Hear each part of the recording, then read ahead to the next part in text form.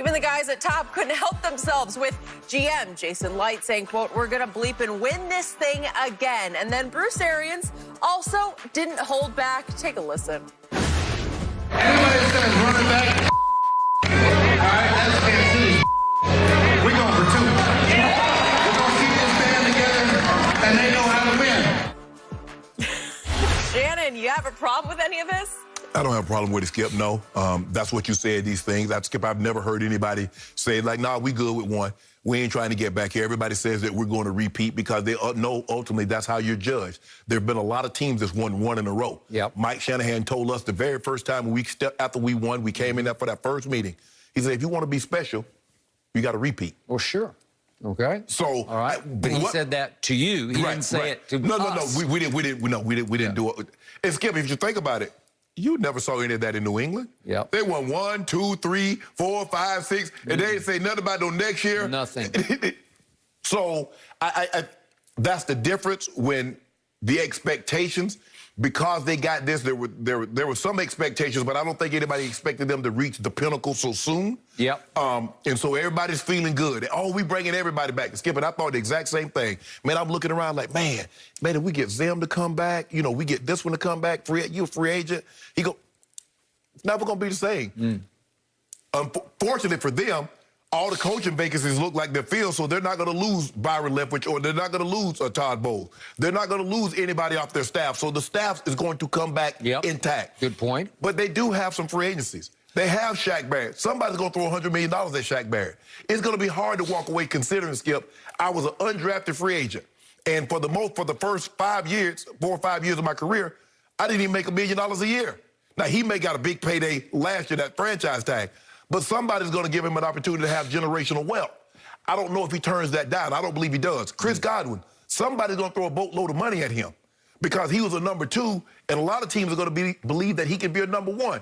So they're going to pay him number 1 money, somewhere averaging probably around $15 to $17 million a year. Yeah. I don't know if he turns that down. But the greatest equalizer, one of the greatest things that will come into play while you don't repeat is what happened to Kansas City. You lose 4 offensive starters. Skip, remember, early in the season, Osimile was lost, and he was playing outstanding. Good player. So you lose Osimile, you lose Fisher, you lose Schwartz, you lose one of your guards before the season because he opts out to do COVID in his native Canada. So basically, you're down 4 starting offensive linemen. Okay. It happens. Injuries. Yep. And that's the thing that you're going to have to guard against. You're going to lose some of your free agents, but injuries is the number 1 reason why I believe, Skip, obviously you have some complacency, but I believe injury is the number 1 key to why teams don't repeat. All right. My turn. You have won 3 Super Bowls in 3 tries, so you do know what of you speak. I've covered many, many Super Bowl winners, and I've been sort of inside the reaction to Super Bowls. In all my years covering the National Football League, I have never, ever witnessed, this time from a distance, a more outrageously outspoken guarantee of a reaction as these guys gave us yesterday. They were guaranteeing they're going to come back and win a second one. I'm sorry, it just took me aback for a while because it went all the way up to the general manager just saying, we're going to effing win this thing again. That's a strong statement from an executive. Yeah. You just don't get them. And remember, I was around those 90s Cowboy Dynasty teams led by Michael Irvin, who can get as full of himself as anybody who ever played the game of football. Well, I never got any of this. No. They broke through a year early because of the Charles Haley trade, so they had the catalyst that got them over the hump past the 49ers. Big upset at Candlestick to get them to a Buffalo team that was overmatched against them in the Super Bowl, and it was a wipeout. I got none of this. I think they were just kind of shocked by, we did this? Yeah. Jimmy kept telling you, you're good enough to do this. Okay, but nobody said, we're going to do this again next year, but they did do it again next year, and then they didn't say boo about doing it a third year. No one ever won 3 in a row, but nobody talked like this. I've never heard anything like this, and then we even get to the head coach. Obviously, he'd had a couple, and he's obviously outspoken to start with.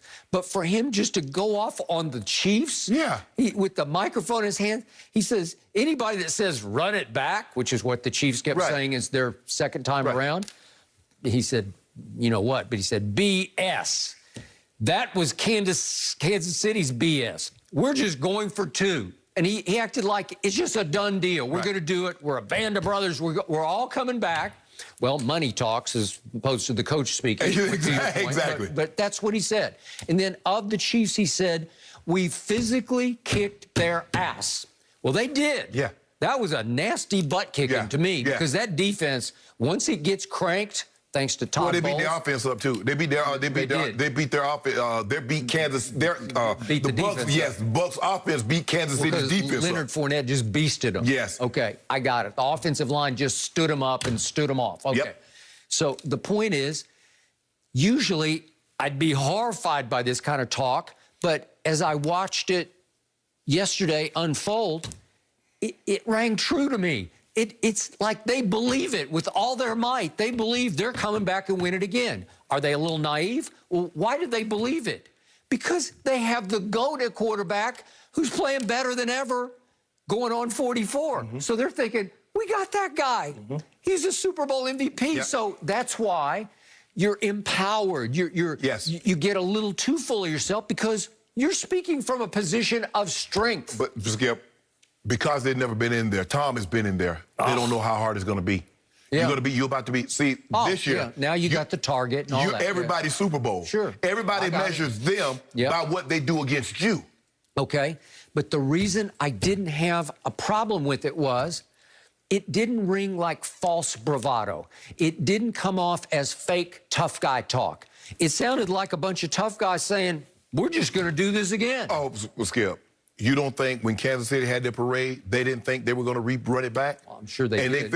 It was different, though. The feeling was different.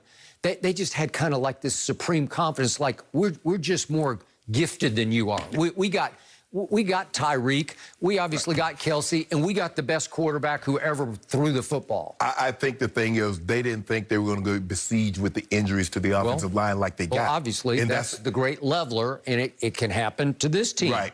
But we have seen teams win 2 in a row. And Skip, there's a reason why it hadn't been done in 16, 17 years now. Because 3. It's hard. Oh, 2 in a row. Yes. Well, 3 in a row is never been done. Yeah. Right. Like I said, the 49ers they won 88, 89, and then they lost in the championship game by 3 to the Giants when Roger Craig fumbled and LT recovered. They kicked the field goal. Because, Skip, there's a reason teams don't repeat. It's hard. Okay. But what did the quarterback say pre-Super Bowl? Tom Brady said last week, very matter-of-factly, we will be better next year. Well, what is he talking about? He's talking about the continuity, the understanding and of each other. familiarity, right? Yes. Because they had to just throw it together on the fly with no preseason. Right. They had to figure it out in Week 13's bye week.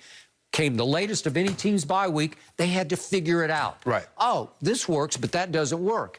And somehow they got on a miraculous late season roll and won their last 8 games. Right. Well, he's saying, gee, give me a chance. And do you think Tom will work any less in this offseason than he worked? No, he'll be right out there just as driven as ever. But, Skip, that's the thing.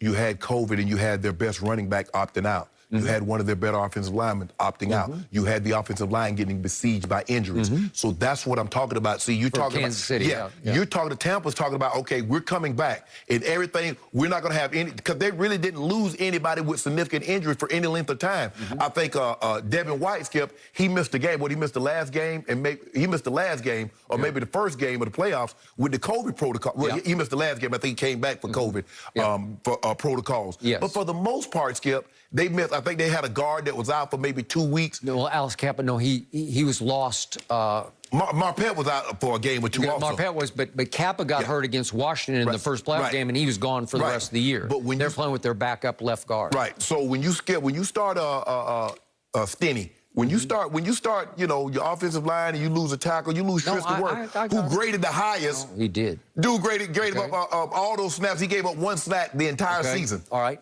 But as little Scotty Miller said yesterday, he thinks that they have the best group of receivers in the league. Well, again, you can go depth. He's talking about there are just too many of us. Well, I'll give you the depth of them. I will not give you Tyreek and Kelsey because they're just better.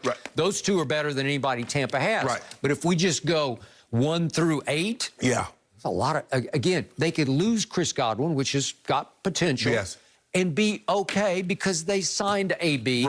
And remember, Scotty Miller and Tyler Johnson, who had big catches during the year, Scotty had no targets in the Super Bowl, and Tyler Johnson had one that zoomed right by his hands, and he wasn't looking. That was the end of him. Okay? You don't think they're going to be factors next year because they're young players? Yeah, they might not have the choice but to be factors because you lose Chris Godwin. So now AB is going to move to the number 2 slot, and so now somebody has to be that 3rd and 4th wide receiver. Okay, so but they'll remember, get more opportunities. Rob Gronkowski, Cameron Brate, who caught the Lombardi yesterday, and O.J. Howard, who tore his Achilles tendon. I don't know what he'll be when he comes back, but potentially he's the best of the tight ends. What if you add him to the mix and he's 95% of what he used to be? You don't think they have depth at receiver? You don't think they can be just as overwhelming as they were this year? Right? And Ronald Jones is going to be there. I will bet you Fournette will be back.